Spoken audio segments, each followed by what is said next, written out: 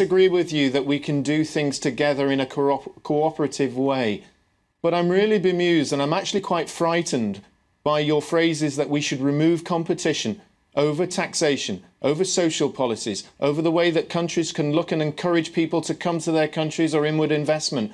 Because those were the same ideas that were used by the Soviet Union.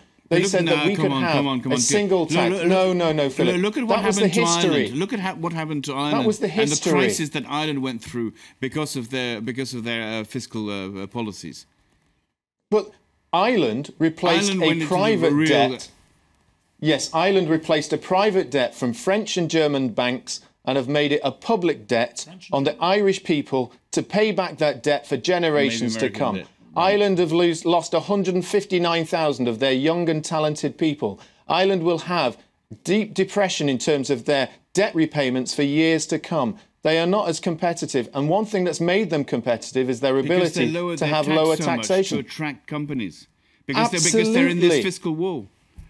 And this fiscal war if you remove the Eurozone, if they weren't in... But you have to have competition. Do you not accept that need to have competition? Not on fiscal policies and not on social policies, because I think at the end everyone loses. Well, what's left? The economy.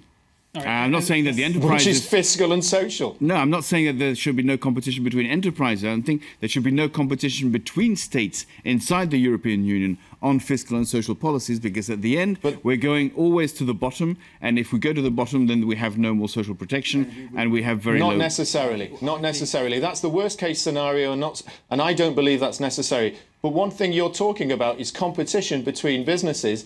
And yet, the single market is not a single free market, it's a single regulated market.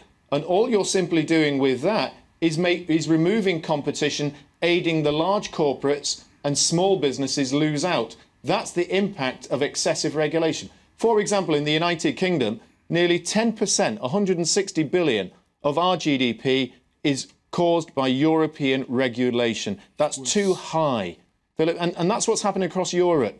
You need to free up individuals, you or me or the neighbour who wants to set up his own business. He doesn't have to face the European regulations. If he doesn't want to trade in Europe, why does he have to have those regulations? It's the first time I hear that the European Union is sort of preventing competition. I mean, at the end, the European Union is more preventing state subsidies and public enterprises, and always advocating competition. So I think, I don't know what European Union you're living in.